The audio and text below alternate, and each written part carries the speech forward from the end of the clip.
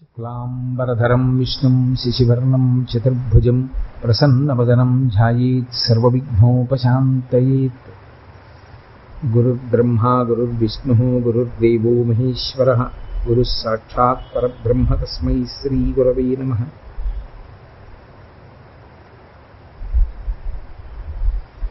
వ్యాసాయ విష్ణురూపాయ వ్యాసరూపాయ విష్ణవే నమో వై బ్రహ్మనిధయే వాసిష్ఠాయ నమో నమః.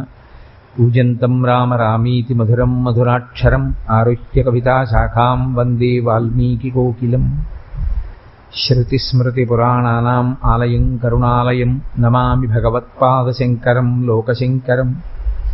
వాగర్ధావివ సంపృక్తౌ వాగర్ధప్రతిపత్తయే జగతః పితరౌ వందే పార్వతీపరమేశ్వరౌ.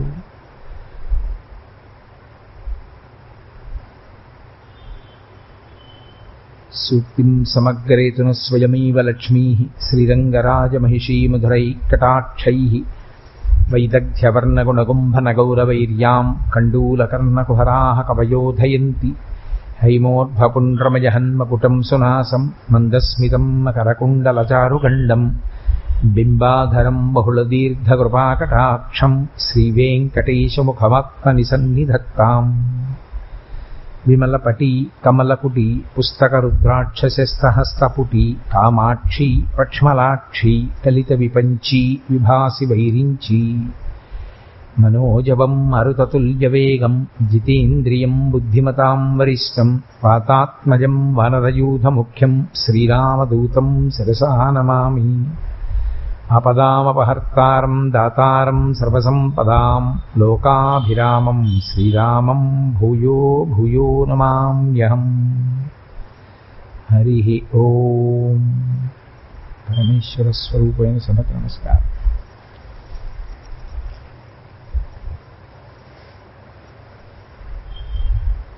కస్మై నమాంసి దేవాః కుర్వంతు దయా ప్రధానయాః అంటారు శంకర భగవత్పాదులు. ఆ ప్రశ్న వేస్తూ ఆయన అన్నారు, కస్మై నమసి దేవాః కుర్వంతు, నమాంసి దేవాః కుర్వంతు.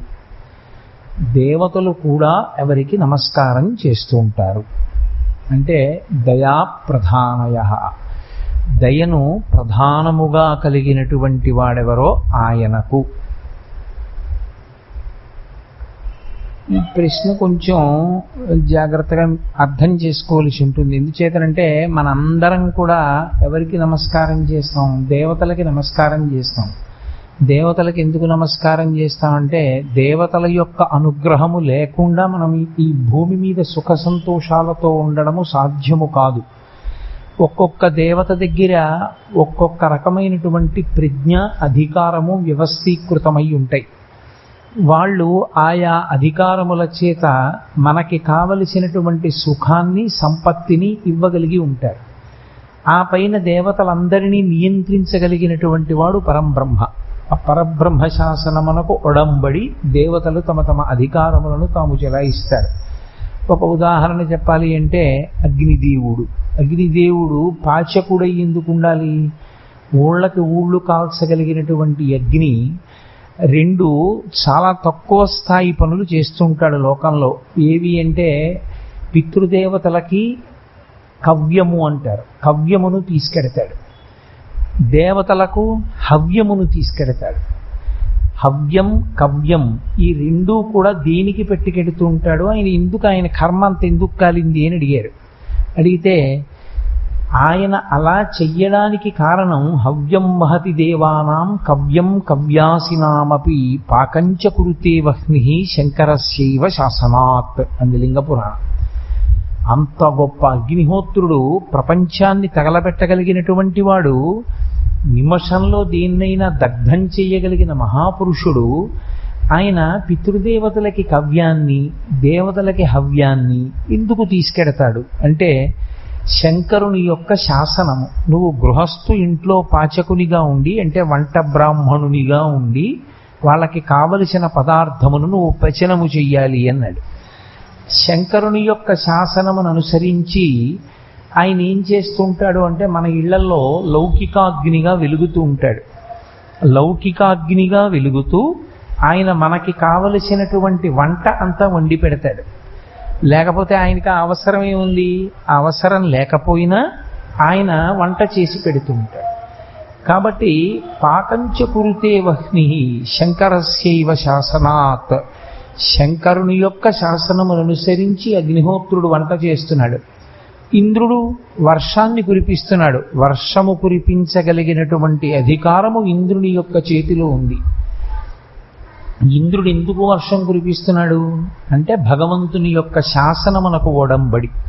మనం ఒక యజ్ఞం కానీ యాగం కానీ చేసి దేవతలను ప్రీతి పొందిస్తే ఆ దేవతలు తమకున్నటువంటి అధికారము చేత మనకి మేలు చేస్తారు. మీరు లౌకికంగా అర్థం అవ్వాలంటే నేను మీకు ఒక ఉదాహరణ చెప్తాను.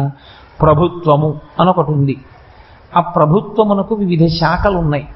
ఒక్కొక్క శాఖ ఒక్కొక్క పని చేస్తుంది. ఆ పనే చేస్తుంది కానీ పక్క పని చెయ్యదు. ఒక ఉదాహరణ చెప్పాలంటే ఏదో అగ్నిమాపక దళాధికారి అన్నారనుకోండి, ఎక్కడైనా ఇల్లు అంటుకుంటే ఆయనకు ఫోన్ చేస్తే వెంటనే ఆయన ఒక గంటలతో కూడుకున్నటువంటి ఒక వాహనం మీద వచ్చి ఆ మంటలని ఆర్పి ఉపకరిస్తారు. అలా ఒక గ్రంథాలయాధికారి మీరు ఆయన దగ్గరికి వెళ్ళామండి ఇల్లు అంటుకుందంటే ఆయన ఏం చేయలేడు. ఆయన పుస్తకాలు ఇస్తారు, ఇచ్చి మీరు చదువుకోవడానికి ఆయన ఉపకారం చేస్తాడు. ఒక ప్రధానోపాధ్యాయుడు మీ పిల్లలకి చదువు చెప్తాడు. వీళ్ళందరూ ప్రభుత్వము యొక్క అంగములు, ప్రభుత్వమునందు అధికారులు. ఎవరు చేయవలసినది వారు చేస్తారు తప్ప ఒకరి పనిలో ఒకరు జోక్యం చేసుకోరు. ఈ ప్రభుత్వం అనబడేటటువంటి దాన్ని ఎవరైనా చూసిన వాళ్ళు ఉన్నారా? ప్రభుత్వాన్ని చూపించండి అంటే కుదరదు. ప్రభుత్వము అంటే అధికారము కేంద్రీకృతమై ఉంటుంది ఒకరి యందు. అలా ప్రభుత్వమే పరబ్రహ్మము. ప్రభుత్వమునందు ఉన్న శాఖలే దేవతలు. ఈ దేవతలు హోమకార్యము చేత యజ్ఞకార్యము చేత ప్రీతి పొందుతారు. ప్రీతి పొంది వారు మనకి కావలసిన అభ్యున్నతికి అవసరమైనవి అన్నిటినీ మనకిస్తారు. అందుచేత దేవతలు ఎప్పుడూ వందనీయులు, మనుష్యుల చేత నమస్కరింపబడతారు తప్ప దేవతలే మనుష్యులకి నమస్కరించడం అన్నది లోకంలో సంభవం కాదు. కానీ శంకర భగవత్పాదులు అంటున్నారు, కస్మై నమాంసి దేవాహ కుర్వంతు, అటువంటి దేవతలు కూడా ఎవరికి నమస్కారము చేస్తారు అని అడుగుతున్నారు. అటువంటి దేవతలు కూడా ఎవరికి నమస్కారము చేస్తారంటే దయ ప్రధానముగా కలిగిన వానికి అన్నారు. కేవలము దయగలిగిన వానికి అని ఆయన అనలేదు. దయ ప్రధానముగా కలిగినటువంటి వాడెవరో ఆయనకి నమస్కరిస్తారు. దయ ప్రధానముగా కలిగి ఉండుట అన్న మాటకు అర్థం ఏమిటి? సాధారణంగా మీరు చూడండి, ఆయన మీద నాకు దయ కలిగిందండి, జాలి కలిగిందండి, అందుకు నేను ఏదో ఆయనకు ఉపకారం చేశానండి అంటారు. ఒక వ్యక్తికి తినడానికి కావలసినంత ఉండగా దానిపైన ఎక్కువ ఉంది. ఒక ఆయనకి అసలు తినడానికి లేదు. ఇప్పుడు తినడానికి లేనివాడు ఆకలితో పడుతున్నటువంటి బాధ చూసి తినడానికి ఉండి అంతకన్నా ఎక్కువ ఉన్నవాడు యువతల వానికి సహాయం చేశాడు. ఎందుకు చేశావయ్యా, నువ్వు పెట్టవలసిన అవసరం ఏముంది అంటే దయతో, దయ కలిగి చేశాను అంటాడు. ఇందులో మీరు ఒక్క మాట జ్ఞాపకం పెట్టుకోవాలి. దయ అన్న మాట మీకు బయట లోకంలో ఏది చెప్పబడుతుందో అది వేద ప్రమాణమునందు భిన్నముగా ఉంటుంది. లోకంలో దయ అన్న మాటకు అర్థం ఏమిటి? ఎప్పుడూ అవతల వారి యందు కారుణ్యముతో ఉండుట. వేదము అలా చెప్పదు. వేదము కొన్ని చోట్ల హింస చేస్తే దాని యందు దోషము లేదండి, అది దయతో కూడిన పనియే తప్ప దాన్ని తప్పు పట్టడానికి వీలు లేదు అని చెప్పింది. అందుకే సనాతన ధర్మమునందు వేదము చేత చెప్పబడిన విషయములు అంత గంభీరంగా ఉంటాయి. ఒక గృహస్థు ఉన్నాడు. ఆ గృహస్థు కాయగూరలు వండుకున్నాడు. ఆ గృహస్థు ఇంట్లో తిరిగాడు. గృహస్థు ఇంట్లో హింసకు సంబంధించినటువంటి వస్తువులు కొన్ని ఉండి తీరుతాయి. మొట్టమొదటిది కత్తిపీట, రెండవది అగ్నిహోత్రము, ఇటువంటి వస్తువులు కొన్ని ఉంటాయి. తర్వాత మూడవది చీపురు కట్ట, నాలుగవది నేలని కడిగేటప్పుడు వాడేటటువంటి రసాయనము. ఇవన్నీ కూడా హింసకు కేంద్రీకృతమైనటువంటివి. నేను మీతో మాట అంటాను, ఫినాయిల్ మీరు చల్లి తుడిచారనుకోండి, ఫినాయిల్ చల్లినప్పుడు అనేకమైన సూక్ష్మజీవులు చనిపోవడానికే మీరు ఫినాయిల్ చల్లుతున్నారా, సువాసన కోసం చల్లుతున్నారా? అక్కడ ఉన్న సూక్ష్మక్రిములు చచ్చిపోవడానికే కదా మీరు ఫినాయిల్ వాడుతున్నది. సబ్బు పెట్టి ఒళ్ళు రుద్దుకున్నాను అంటే నా ఒంటి మీద ఉన్న సూక్ష్మాంగ జీవులు చనిపోవాలనైనా నేను వాడాను. నేను అగ్నిహోత్రాన్ని వెలిగించి ఇంట్లో వంట చేసుకున్నప్పుడు ఆ వేడి తట్టుకోలేక చాలా జీవులు అక్కడ ఉన్నవి మరణిస్తాయా, మరణించవా? నేను ఇంట్లో నడిచినప్పుడు, ఉపన్యాసానికి వచ్చినప్పుడు రహదారి మీద బోలెడన్ని జీవులు మరణిస్తున్నాయా లేదా? నేనిప్పుడు ఈ యంత్రాన్ని వాడి మాట్లాడినప్పుడు నేను చేసేటటువంటి ఉపన్యాసం బిగ్గరగా వినపడినప్పుడు ధ్వని ప్రకంపనముల చేత చాలా జీవులు మరణిస్తున్నాయా లేదా?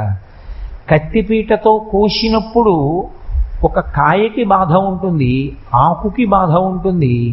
ఇది తోటకూర కోసి తెస్తే ఇంకా నిలబడి ఉంటుంది, అంటే దానికి ప్రాణం ఉంది. దాన్ని కోసినప్పుడు దానికి బాధ ఉంటుంది. అంటే ఒక జంతువుని కోస్తే ఎంత ఉంటుందో అంత ఉండదు అని నిర్ధారణ చేశారు, కానీ ఉంటుంది. మరి ఇవన్నీ హింస కిందకు వస్తాయా అని అడిగారు. ఇవన్నీ మరి గృహస్థు హింస చేసినట్లేనా? కాదు, ఇవేమీ హింస కిందకి రావు గృహస్థుకి. ఎందుచేత? అసలు ఇవి చెయ్యకుండా గృహస్థుకి జీవనము లేదు. ఏది చెయ్యకపోతే జీవనము లేదు, ఏది చేయకపోతే అసలు తానుండుట కుదరలో దానిని హింస కింద శాస్త్రము పరిగణించదు. ప్రభుత్వము ఒక న్యాయస్థానం ఉరివేసేయమని చెప్పింది ఒకడిని. తలారి ఉరివేశాడు. తలారికి పాపం వస్తుందా? రాదు. న్యాయమూర్తికి పాపం వస్తుందా? రాదు.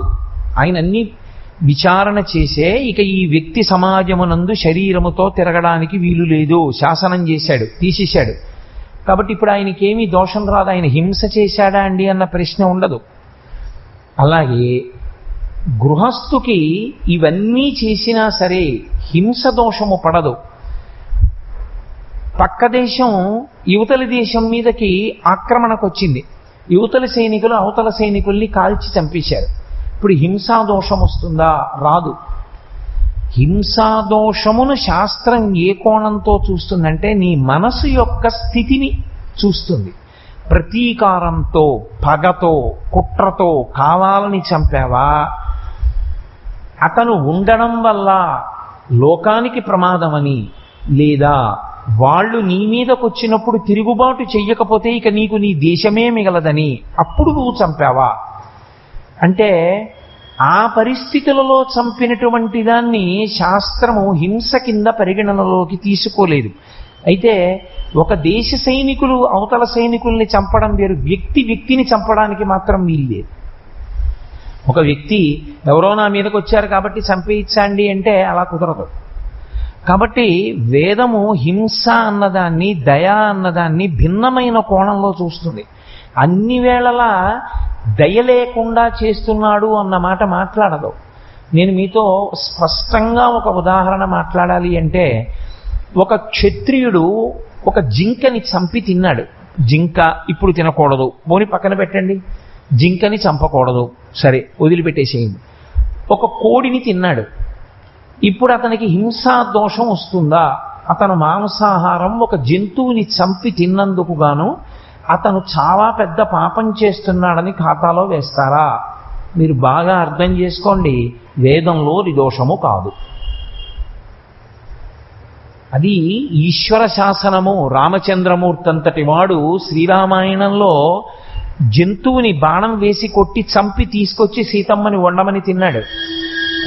కొందరు అలా తినవలసినదే అని చెప్పింది శాస్త్రం. ఎందుకో తెలుసా? అలా తింటాడు కాబట్టి బలంగా ఉంటాడు. అలా బలంగా ఉంటాడు కాబట్టి బలహీనుణ్ణి రక్షిస్తాడు. బలహీనుణ్ణి రక్షించడానికి యుద్ధ భూమిలో మరణిస్తాడు. అలా మరణించాడు కాబట్టి వీరస్వర్గానికి ఎడతాడు అంది. అందుకని ధర్మాన్ని అలా నిర్వచనం చేసింది వేదం. కాబట్టి ఆయన మాంసము తిన్నాడు. ఎవరు తినకూడదో వాడు తినకూడదు. శాస్త్రాన్ని ఉచ్చారణ దోషం లేకుండా పలకవలసినటువంటి వాడు, లోకానికి శాస్త్ర మర్యాద చెప్పవలసిన వాడు, తరించవలసిన మార్గాన్ని బోధించవలసిన వాడు మాంసాహారం తినకూడదు. అతనికి శరీర బలం విశేషంగా ఉండవలసిన అవసరం లేదు. అతనికి కావలసినది శాస్త్ర బలం. శాస్త్ర బలానికి తగిన రీతిలో అతని జీవనం ఉండాలి. లోకరక్షణ చెయ్యవలసిన వాడి జీవనం శరీర బలంతో ఉండాలి. కాబట్టి అతను అలా తింటే దోషం పట్టదు. అందుకే వ్యక్తికి వ్యక్తికి, ఆశ్రమానికి వర్ణానికి కాలమునందు దేశమునందు ధర్మము మారిపోతుంటుంది. అన్ని వేళలా ధర్మము ఒకేలా ఉండడం అనేటటువంటిది సాధ్యము కాదు. అందుకే తప్పు పట్టవచ్చా, తప్పు పట్టకూడదు. కానీ ఆయనకి ఆపాటి కూడా ఇక ఇష్టం లేదు, సత్వగుణంలోకి వెళ్ళిపోయాడు. నేను తినను అని విడిచిపెట్టేశాడు. అలా జంతువుని కోసి అది బాధపడుతుంటే అప్పుడు నేను తినడం చాలా నాకు ఇబ్బందిగా ఉంది, నేను తిననన్నాడు. చాలా మెచ్చుకోవలసిన విషయం, చాలా మెచ్చుకోవలసిన విషయం. ఆయన హృదయంలో చాలా మెత్తనితనం ఏర్పడింది, సత్వగుణం ఆవిర్భవించింది. కానీ ఒకవేళ ఆయన తిన్నాడు, నువ్వు దోషం మాత్రం పట్టవద్దని చెప్పి కట్టడానికి వీల్లేదు. శాస్త్రం అంతే, అలాగే మాట్లాడింది అంతే. అందుకే దయ అన్న మాటని ఎలా అర్థం చేసుకోవాలో అలాగే అర్థం చేసుకోవాలి. దయ ప్రధానముగా కలిగిన వాడు అని శంకర భగవత్పాదులు ఎందుకన్నారో తెలుసా? కేవలము దయ కలిగిన వాడు అని అనలేదు. దయ అన్న గుణము మంచిది, కానీ దయ అనేటటువంటి గుణమునందు అంతర్లీనముగా అత్యంత ప్రమాదకరమైనటువంటి పోకడ ఒకటి ఉంటుంది. ఏమిటా పోకడ అంటే అహంకారము. దయ అహంకారము రెండు ఎక్కడ పెనవేసుకుపోయాయో వ్యక్తి పరిశీలనం చేత తెలుసుకోకపోతే దయ అన్న ముసుగు మాటున జారిపోతాడు కిందకి. దయయందు ఏది ఉండాలి అని అడిగారు. ధైర్యము, సంతోషము, అంటే ప్రహృష్టత, ఆనందము, ఇవే ఉండాలి తప్ప దయయందు ప్రతిఫలాపేక్ష, దయయందు కీర్తికాంక్ష, దయయందు గుర్తింపును కోరుట ఉండరాదు. అది దయవదు, అహంకారం. వరదలు వచ్చాయి, పాపం ఎవరో చాలామంది ఇళ్ళు కొట్టుకుపోయి, నువ్వు పట్టుకెళ్ళి వాళ్ళకి బిందెలు ఇద్దాం అనుకున్నావు, చాలా మంచి విషయం, అందులో దోషం ఏం లేదు. కానీ నువ్వు బిందెలిస్తూ ఫోటోలు తీయించుకుని పేపర్లో వేసుకున్నావే, అది చాలా తప్పు. ఒకరికి ఉపకారం చేయడానికి, సేవ చేయడానికి నీకు ఆగస్టు 15కి కలెక్టర్ గారి దగ్గర అవార్డును, పేపర్లో ఫోటోలును, ఆటో వెనకాల అడ్వర్టైజ్మెంట్ అక్కర్లేదు. నువ్వు చెయ్యాలనుకుంటే నువ్వు దేని కొరకు చెయ్యాలి అంటే దయతో చేయుట అన్న మాటకు అర్థం ఏంటంటే పరమ సంతోషంతో ఒకే కారణానికి చేయవలసి ఉంటుంది. ఆ బాధ నాదైతే వెంటనే చాలా కష్టం, కాబట్టి నాకున్నంతలో వారు కూడా ఆనందపడేటట్టు చేస్తాను. అది దయ యొక్క గుణము, అంతే. అంతకన్నా ఇక దాటడం ఉండదు. దాని ఎందు గుర్తింపులు కోరుకోవడం, దాని ఎందు అవార్డులు కోరుకోవడాలు ఉండవు. అలా కోరుకుంటే దయ అన్న పేరుతో అహంకారమునకు వశమై జారిపోతున్నాడని గుర్తు. జారిపోతూ ఉంచుకున్నాననుకున్నాడు. అభ్యున్నతి పదంలో ఆత్మకి సంబంధించినంత వరకు అభ్యున్నతి పదమునందు నడచినవాడు కాడు. ఏ చిన్న పని చేసినా ఫోటోగ్రాఫర్ లేకుండా చెయ్యడు. ఒకవేళ ఆర్తితో ఉన్నవాడు వచ్చి నిలబడ్డాడు, ఇతను ఇవ్వడానికి సిద్ధంగా ఉన్నాడు. లేనివాడు ఎవరంటే ఫోటోగ్రాఫరే రాలేదు, ఇంకొక 10 నిమిషాల్లో వచ్చేస్తున్నానండి అన్నాడు. అతను 10 నిమిషాలు ఇవ్వడు. ఎందుకు ఇవ్వడో తెలుసా? ఫోటోగ్రాఫర్ వచ్చాక ఇస్తాడు. ఇవ్వాలనుకున్నవాడు ఇలా ఇచ్చేయాలి. ఇలా ఇస్తూ ఇలా తల తిప్పాడు అంటే జారిపోయాడు అని గుర్తు. ఇలా ఎందుకు తల తిప్పావు అంటే ఇస్తున్నట్టు ఫోటో పడాలి. ఎందుకది? బ్రహ్మప్రీతము కొరకు ఇస్తారు. ఇచ్చినప్పుడు దయయందు ఉండవలసినటువంటి లక్షణము ఒక్కటే. దయయందు కేవలము సంతోషము. అబ్బా చాలు, నేను ఇవాళ ఉపకారం చేశాను, ఆయన పాపం ఇంత అన్నం తిని ఎంత సంతోషించాడు. అన్నీ పోయినవాడు బిందెందుకు ఇస్తారు అంటే నీటి వలన ప్రాణములు నిలబడతాయి. కనీసం మంచినీళ్లు తెచ్చుకుని అక్కడ పెట్టుకుంటే అన్నీ కొట్టుకుపోయినా ఒక్క బిందెడు నీళ్లుంటే కనీసం ఆ నీళ్లు తాగుతాడు. ఎవరో ఇస్తారు నీళ్లు, బిందెంటూ ఉండాలి కదా. ఆ నీళ్లు తెచ్చుకుని బతుకుతాడని బిందె ఇచ్చాడు. పోన్లే పాపం ఆయన కాసిన నీళ్లు తాగి ఉంటాడు, దాహం తీరుంటుంది. ఇంకొకళ్ళు బియ్యం ఇస్తే ఈ నీళ్లతో ఉడికించుకుంటాడు. ఆ నీరు ఆధారం కదూ. ఆ నీరు తెచ్చుకుని దోషిట్లోనూ జేబులోనూ దాచుకోలేడు. అందుకని ఆ నీళ్లు ఉంచుకోవడానికి ఒక బిందెని ఇవ్వగలిగాను నేను.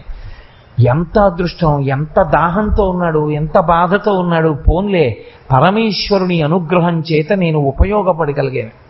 నేను అతనికి పరమ సంతోషంగా నేను అతనికి ఉపకారం చెయ్యగలిగాను. దీని యందు 2 లక్షణములే ప్రకాశిస్తాయి. ఒకటి ధైర్యము.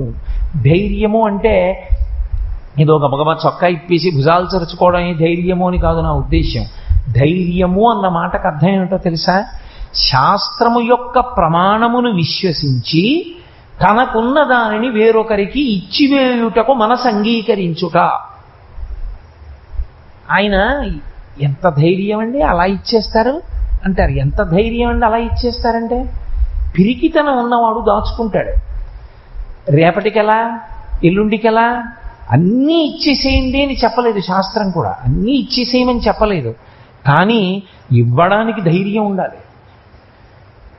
ఇవ్వడం ఎందుకు? మన దగ్గర ఉంటే మనమేనేటి బోళ్ళంతమంది ఇచ్చేవాళ్ళు ఉన్నారు అంటాడు పైగా తప్పుకోవడానికి కాదు. ఇవ్వడానికి తెగింపు ఉండాలి, ఇవ్వడానికి ధైర్యం ఉండాలి.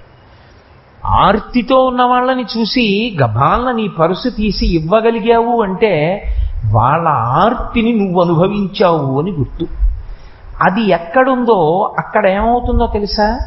అతనికి వినోదము, అతనికి సంతోషము, వినోదం అన్న మాట వాడడం కూడా కుదరదు. అతనికి ఆనందము, అతనికి సుఖం ఎక్కడుంటుందంటే వేరొకరిని ఆదుకోవడంలో ఉంటుంది. ఇది ఈ జాతి లక్షణం. ఇది ప్రబోధ సంబంధమైనది కాదు. ఒకనాడు చెప్పవలసినది కాదు. సభావేదిక మించి జాతి యందు అంతర్లీనము. అందుకే హోటల్స్ అన్నవి లేవు ఒకప్పుడు. ఎందుకు లేవో తెలుసా? ఏది తాను కట్టుకున్నా వేరొకడి అవసరాన్ని తీర్చడాన్ని కూడా దానిలో కలిపేసుకునేవాడు. ఇల్లు కట్టుకుంటే ఇంటి బయట 2 అరుగులు కట్టేవాడు. ఎందుకని? తనుండడం ప్రధానం కాదు. బాటసారి వెళ్ళిపోతున్నవాడు అవసరమైతే సేట తీరాలి. ఎవరో బాటసారి వెళ్ళిపోతున్నాడు, రాత్రి పడుకోవాలి. నాకు బాగా జ్ఞాపకం, నా చిన్నతనంలో నేను ఉన్నటువంటి వీధిలో ఇళ్ళన్నిటికీ అరుగులు ఉండేవి. అరుగులన్నీ కడిగి ముగ్గులు పెట్టేవారు. నాకు బాగా గుర్తు ఇప్పటికీ. మా అమ్మగారు మా చెల్లెలతోటి మా అక్కయ్యతోటి అరుగు కడిగి ముగ్గేవే అనేవారు.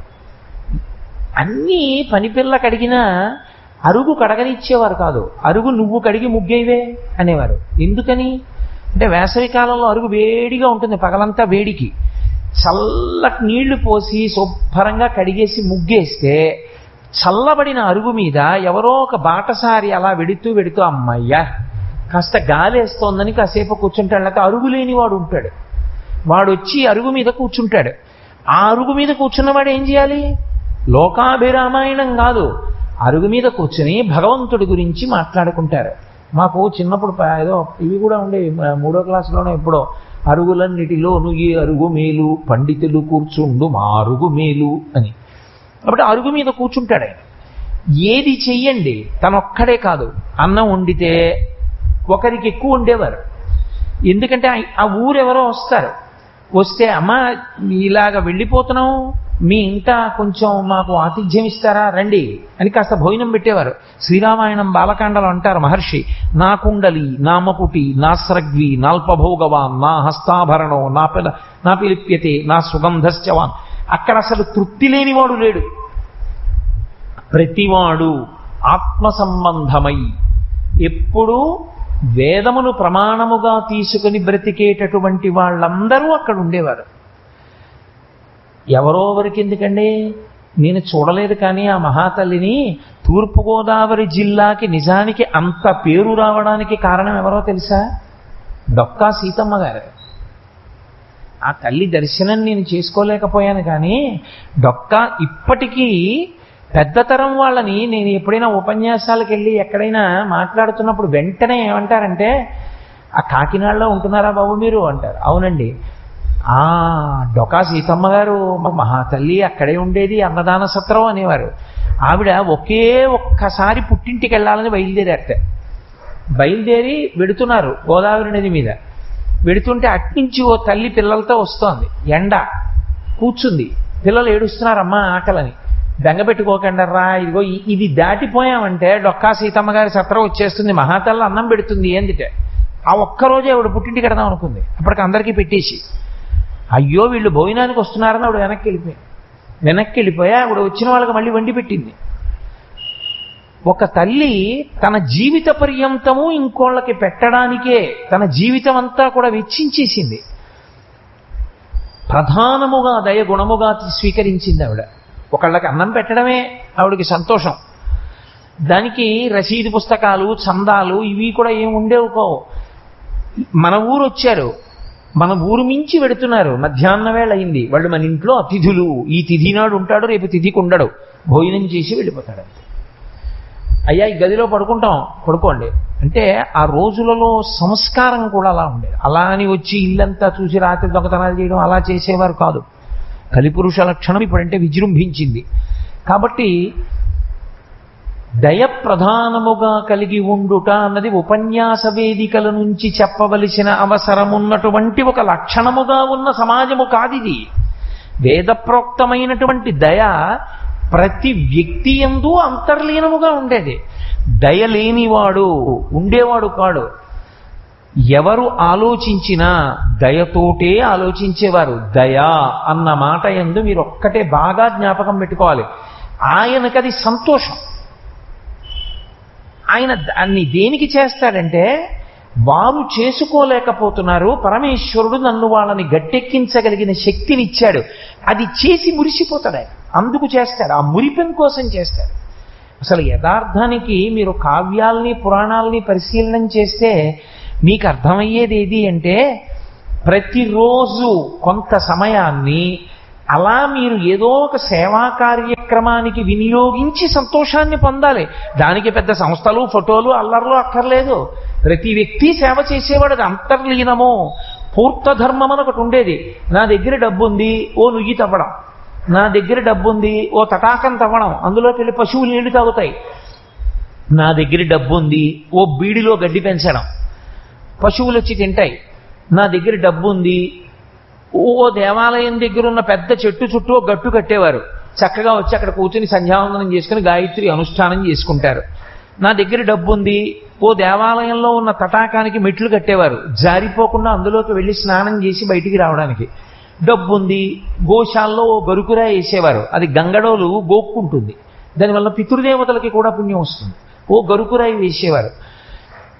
అది ఏం చెయ్యాలి అని ఆశయాలు పెట్టుకుని సంస్థలు ఉండడం అన్నది లేదు అసలు. అవతల వారికి ఏం కావాలి, తనది చేయడమే. నేను చెయ్యగలనా, చేసేయడమే. వాళ్ళకి సంతోషం ఏమిటి, ఏదో ఒకటి ఉపకారం చేయడం, ఆ రోజు ఏదో ఒక ఉపకారం చేసి పెట్టడం.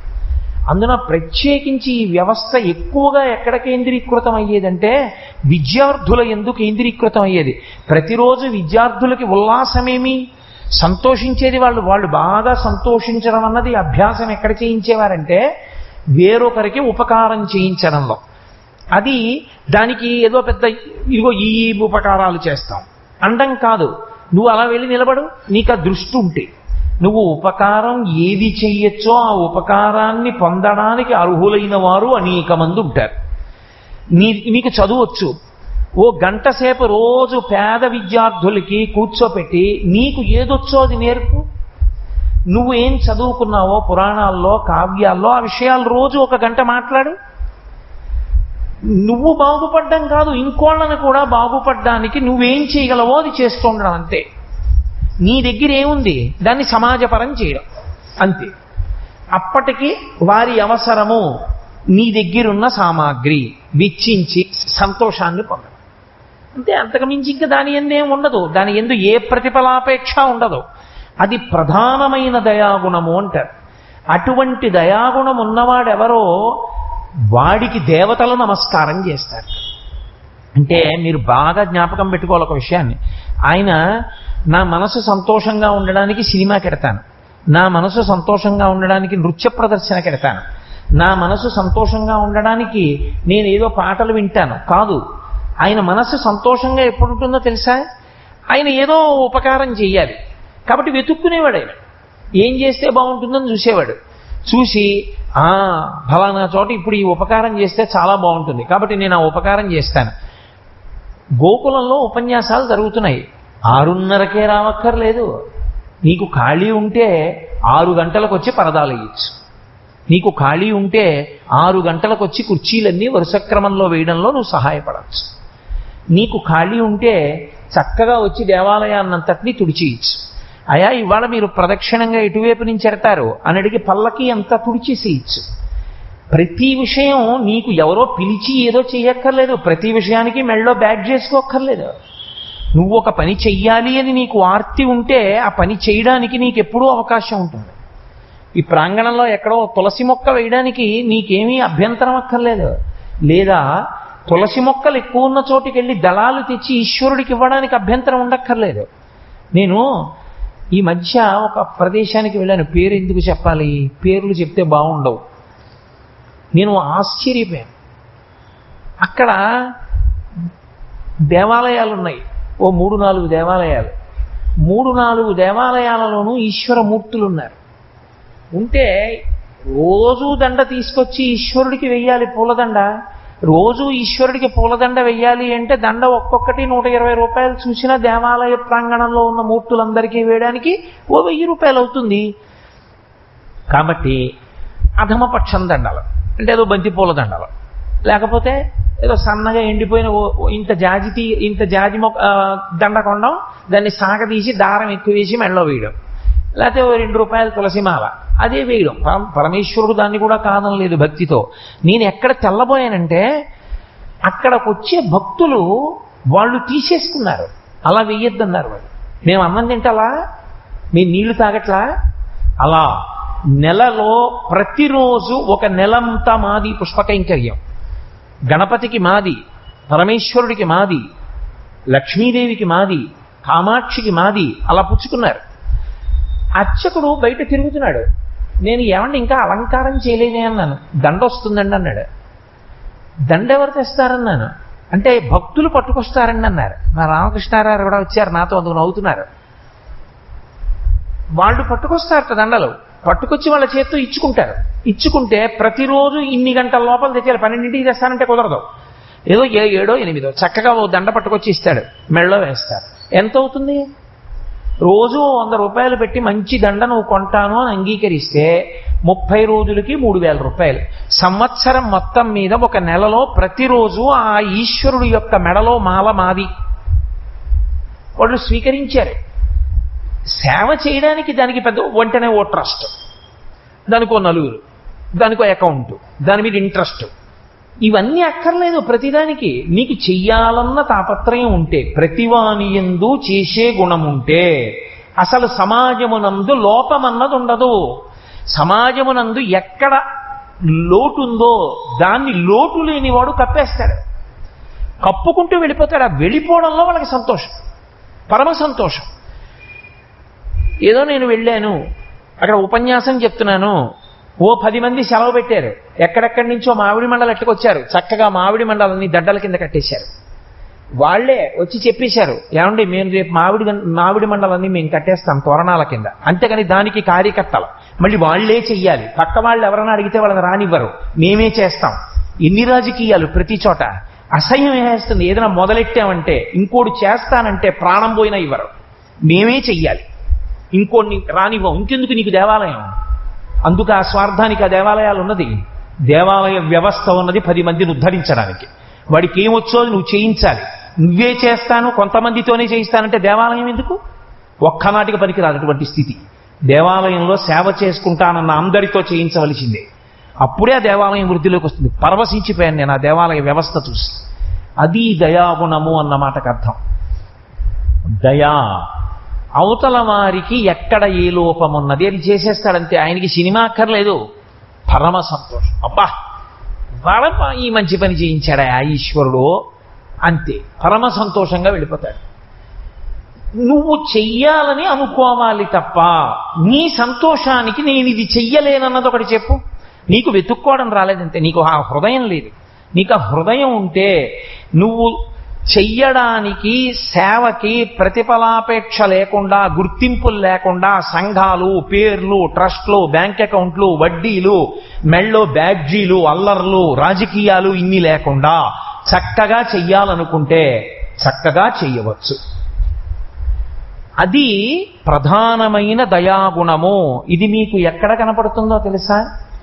ఈశ్వరుడు మనకి నేర్పడం కోసమని పరదేవతా స్వరూపమునందు బాగా మిక్కుటముగా కనపడుతుంది అమ్మవారిలో. 2 కృష్ణ భగవానుడు, 3 మహానుభావుడు స్వామి హనుమ. ఎప్పుడైనా సరే సమాజ సేవ చేద్దామనుకున్న వాళ్ళు వీళ్ళ ముగ్గురి చేసేటటువంటి పనులను పరిశీలించాలి.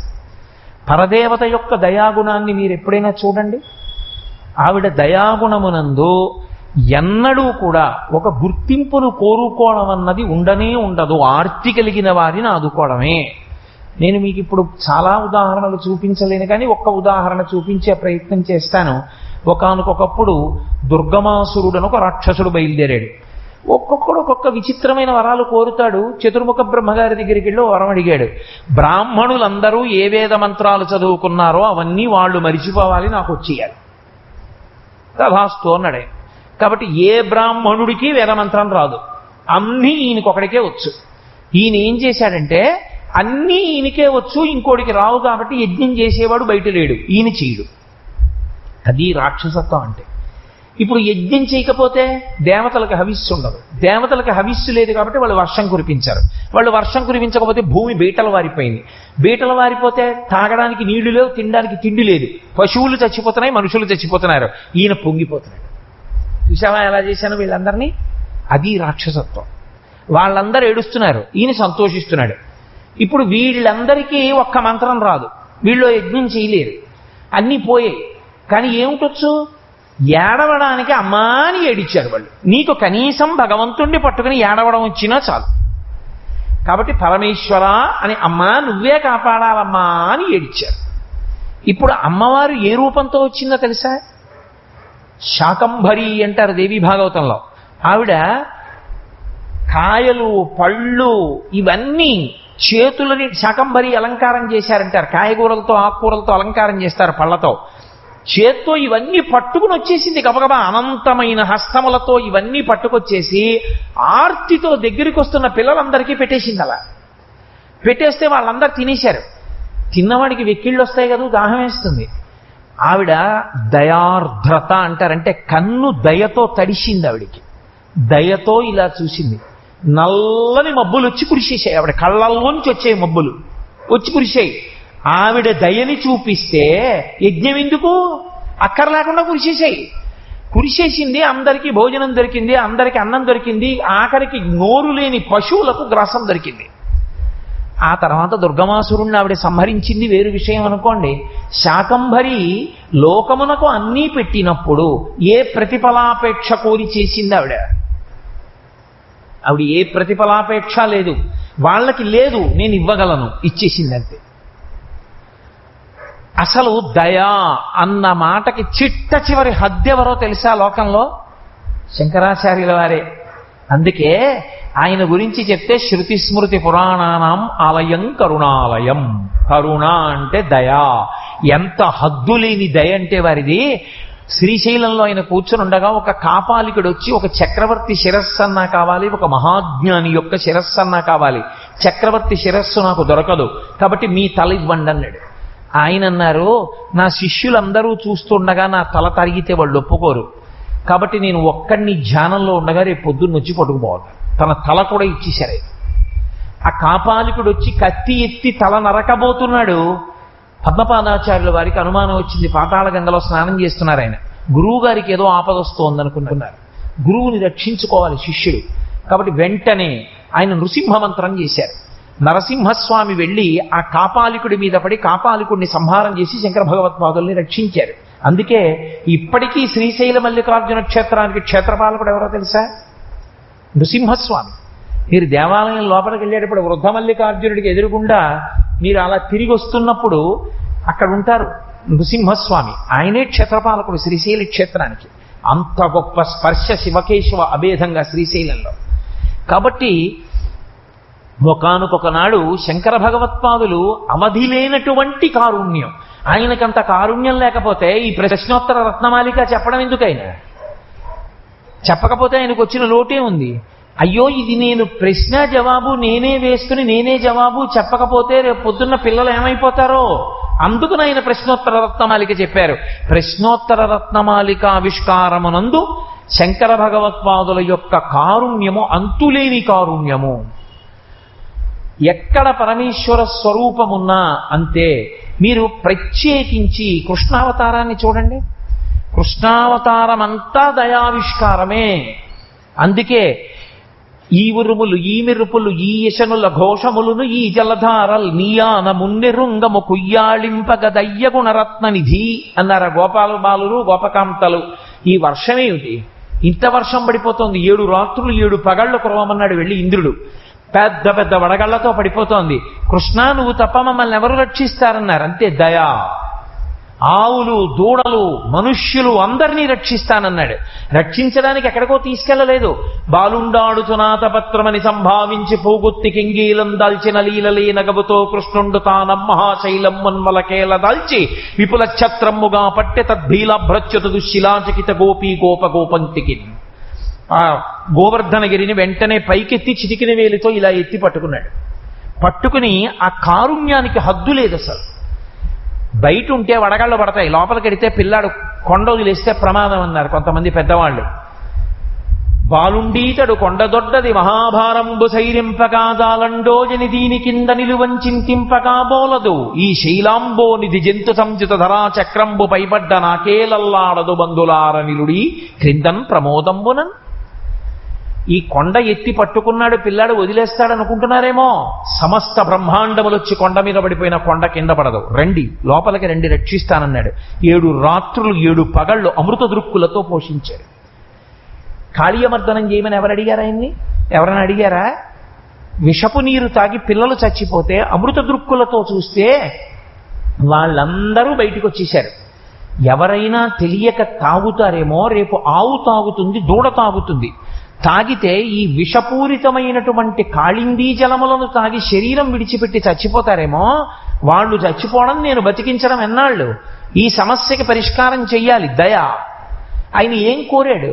ఆయన ఏం బిరుదులు ఇస్తారనా, సన్మాన పత్రాలు ఇస్తారనా, ఏమి ఇస్తారని చేసి చూపించాడు కృష్ణ పరమాత్మ. వెంటనే ఆయన్ని కాళీయుడు చుట్టి కాట్లు వేస్తే ఏడిచారు గోపాల బాలురందరూ. ఆ రోజున మొత్తం బృందావనంలో ఉన్నటువంటి వాళ్ళందరూ ఏడ్చారు. పన్నగము మమ్ముక రవక నిన్నేటికి కరచె కుర్ర నిమ్మి కలిగి నీవుండిన మము రక్షింతువు నిన్ను రక్షింప మేము నేరము తండ్రి అన్నారు.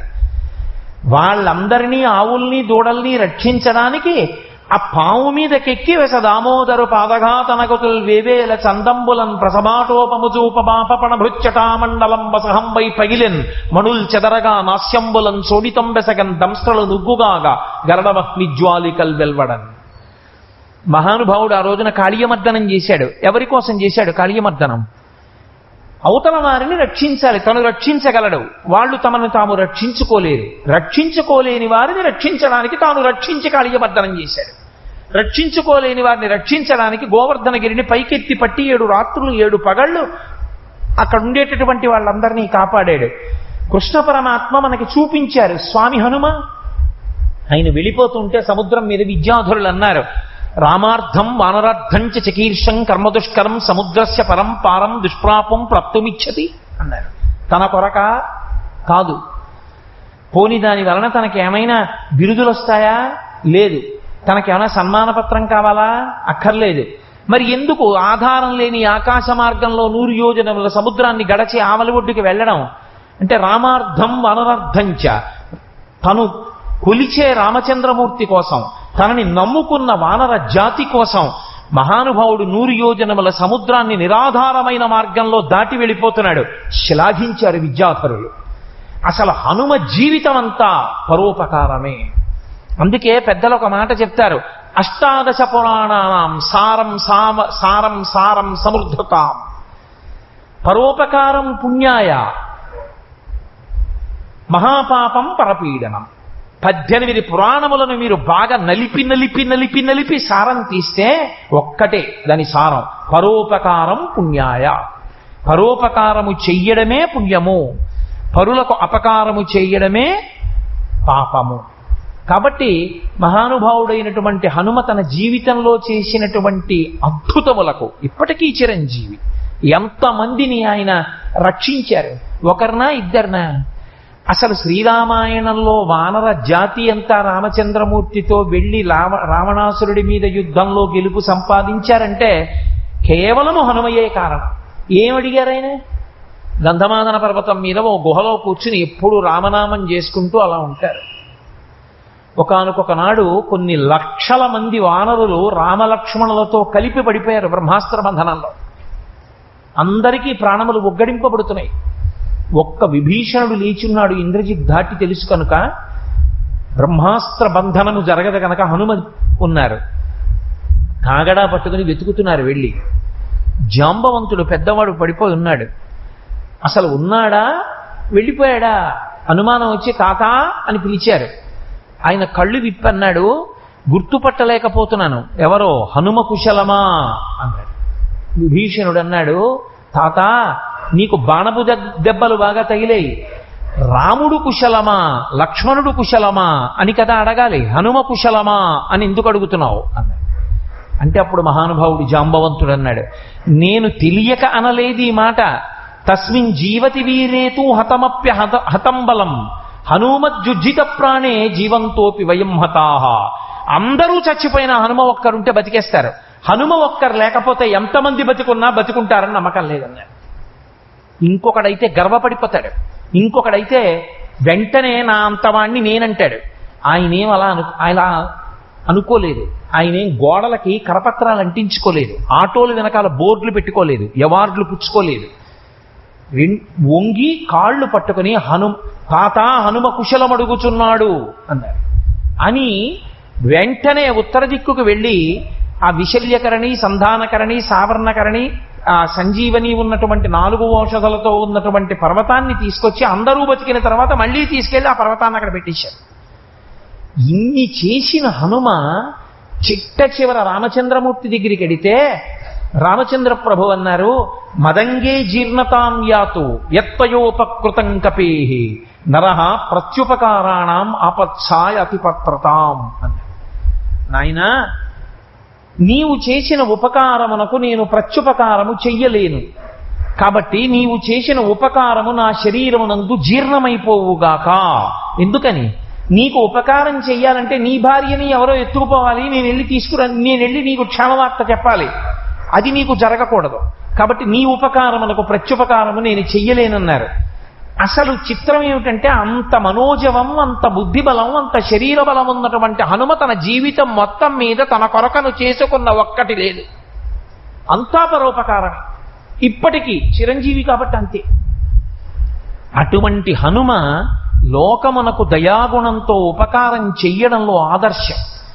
ఎవరు అటువంటి దయాగుణమును పొంది ఉన్నారో, అటువంటి స్థితిని పొంది ఉన్నారో, అలా పరమేశ్వరుణ్ణి దృష్టిలో పెట్టుకుని ఒకరికి ఉపకారం చెయ్యడంలో పరవశిస్తారో అటువంటి వారందరినీ కూడా భగవంతుడు ఎంత ఆనందం పొంది ఆశీర్వచనం చేస్తాడంటేట, ఒరే యజ్ఞం చేస్తే హవిస్సు కూర్చొని ఉపకారం చేశాన్రా, పూజ చేస్తే సంతోషించి ఉపకారం చేశాన్రా, వాళ్ళు ఏ ప్రత్యుపకారమును కోరకుండా లోకోపకారము చేసినటువంటి వారు ఆ చెయ్యడంలో సంతోషాన్ని పొందినవారు తప్ప ఇంకా వేరే వాళ్ళకి ఏమీ ఉపకారం ఏం లేదు. వాళ్ళకి అంతకన్నా ఇంకేమీ లేదు ఆలోచన. ఆయనకది లేదు, నేను చెయ్యగలను, చేసేయడమే అంతే. అంత సంతోషంగా చేసేశారు మహాపురుషులందరూ. కాబట్టి అటువంటి వారిని చూసి ఏదో ఉన్నతగతులు ఇవ్వడం కాదుట, దేవతలందరూ నమస్కారం చేస్తారట. మహానుభావుడు రాయినికి నమస్కారం చేయండి అని. అది శంకర భగవత్పాదుల యొక్క ప్రతిపాదన. మిగిలినవి ప్రశ్నకి జవాబు చెప్పారు. ఒక్క ఈ ప్రశ్న దగ్గరికి వచ్చేటప్పటికి మాత్రం శంకరులు అన్నారు, దేవతల చేత కూడా నమస్కరింపబడేవాడెవడు ఈ లోకమునందు? దయాప్రధాన, దయను ప్రధానమైనటువంటి గుణముగా కలిగి ఉన్నవాడు. ఇది నిజానికి ఎవరు తెలుసుకోవలసిన విషయము అంటే, నవసమాజ నిర్మాణంలో వెళ్ళిపోయినటువంటి స్థితిలో పశ్చిమ దేశాల సంస్కృతి వచ్చి పడిపోయి అర్థం పర్థం లేకుండా ప్రతి చిన్న విషయానికి గుర్తింపు కోరుకుంటున్న రోజుల్లో సనాతన ధర్మంలో ఉండేటటువంటి సారవంతమైన ఈ విషయాన్ని తెలుసుకొని పిల్లల యందు ఆ స్పృహ రావాలి. పిల్లల యందు ఆ స్పృహ వస్తే అసలు వాళ్ళు చెయ్యవలసింది ఏమిటో వాళ్ళకి అర్థమవుతుంది. నీకంత బాగా తెలియకపోవచ్చు, నాకు బాగా తెలుసు. నాతో ఎందరో చెప్తుంటారు, అయ్యా ఇప్పుడు మేము ప్రవచనానికి రాలేకపోతున్నాం, ఎందుకో తెలుసా? రాత్రి అయ్యేటప్పటికి హెడ్లైట్ల కాంతిలో ఒంట్లో ఓపికన్నటువంటి పిల్లలు విపరీతమైన వేగంతో వెళ్ళిపోతుంటే చూస్తేనే భయం వేసి ఆ కాంతి కళ్ళల్లో పడుతుంటే కనపడక రాలేకపోతున్నామండి అంటుంటారు. పిల్లలు నేర్చుకోవలసినటువంటి కనీస గుణం, ఒకరికి ఉపకారం మాట దేవుడెరుగు, ఒకరికి ఉన్నటువంటి కష్టాన్ని తీర్చడం మాట దేవుడెరుగు. నువ్వు నీ పరిమితిని నువ్వు తెలుసుకోగలిగితే చాలు. నువ్వు అంత వేగంగా వాహనాన్ని నడపకుండా, నువ్వు వాహనాన్ని నడుపుతున్నప్పుడు సెల్ ఫోన్ మాట్లాడకుండా ఉంటే లోకానికి మహోపకారం చేసిన వాడివి. ఇవాళ ఎంతమంది ఎంత బెంగ పెట్టుకుపోతున్నారో. ప్రతివాడు నడుపుతూ ఉంటాడు, సెల్ ఫోన్ మాట్లాడుతూ ఉంటాడు. ఎక్కడ దాని మీద దృష్టి ఉంటుందండి? చిన్న పిల్లలు పెడుతూ ఉంటారు, వృద్ధులు పెడుతూ ఉంటారు. ఒక్కసారి పడిపోతే ఇంక అయిపోయిందంటే ఆయన జీవితం నరకమే. వాడి సొమ్ము ఏం పోయింది? ఆ బండి కొని ఇచ్చిన తల్లిదండ్రులు చెప్పరు, గురువు చెప్పడు, వాడు నేర్చుకోడు. ఒకానొకనాడు యువకులు అంటే ఒకరికి ఉపకారము చేసి సంతోషాన్ని పొందినటువంటి అవధిలేని దయాగుణము పరిఢవిల్లిన దేశం. అటువంటి దేశంలో ఏదైనా ఒక చిన్న ఉపకారం చెయ్యాలంటే ఓ సంస్థ, ఆ సంస్థకు ఓ బ్యానరు, దానికో మీటింగు, దానికో బ్యాంక్ అకౌంట్, దానికో వడ్డీ. నేనేం చెయ్యగలను ఇది చేయడానికి సంస్థ ఎందుకు అన్నవాడే లేడు. ఆ స్థితి నుంచి మళ్ళీ తిరిగి గట్టెక్కగలిగిన రోజు ఎప్పుడు వస్తుందంటే శంకర భగవత్పాదుల యొక్క ప్రశ్నోత్తర రత్నమాలిక మన సప్తధాతువుల యందు జీర్ణమైన నాడు మళ్ళీ పూర్వ వైభవం వచ్చి చక్కగా సంతోషంగా ఈ దేశంలో సనాతన ధర్మము యొక్క సంస్కృతి పరిఢవిల్లినప్పుడు ఆ రోజున ప్రపంచవ్యాప్తంగా మళ్ళీ ఈ దేశ వైభవం ఏమిటో కీర్తింపబడుతుంది. కాబట్టి శంకరుల యొక్క ఆర్తిని, వారు ప్రతిపాదన చేసినటువంటి అమృతతుల్యమైన విషయాన్ని మనం గ్రహించి పాటించగలిగినటువంటి శక్తిని శంకరుడే అనుగ్రహించాలని ప్రార్థన చేస్తూ, నేను ఇవాళ ఇంతకన్నా ఎక్కువ మాట్లాడకూడదు, ఎందుకంటే వెనక లక్ష్మీనారాయణ అర్చనని మనం సంకల్పం చేసుకుని ఉన్నాం. కాబట్టి నేను నా ఉపన్యాసాన్ని ఇక్కడతో పూర్తి చేస్తాను. మంగళాశాసనపరై మదాచార్య పురోగమై సర్వైశ్చ పూర్వైరాచార్యై సత్కృతాయాస్తు మంగళం. మంగళం కోసలేంద్రాయ మహనీయ గుణాత్మనే చక్రవర్తి తనూజాయ సర్వభౌమాయ మంగళం. ఉమాకాంతాయ కాంతాయ కామితార్థప్రదాయినే శ్రీగిరీశాయ దేవాయ మలినాథాయ మంగళం. కరచరణకృతం వా కర్మవాక్కాయజం వా శ్రవణనైనజం వా మానసం వాపరాధం విహితం వా సర్వమేత్తక్షమస్వా శివ శివ కరుణాబ్ధే శ్రీ మహాదేవ శంభో. సర్వం శ్రీ ఉమామహేశ్వర పరబ్రహ్మార్పణమస్తు.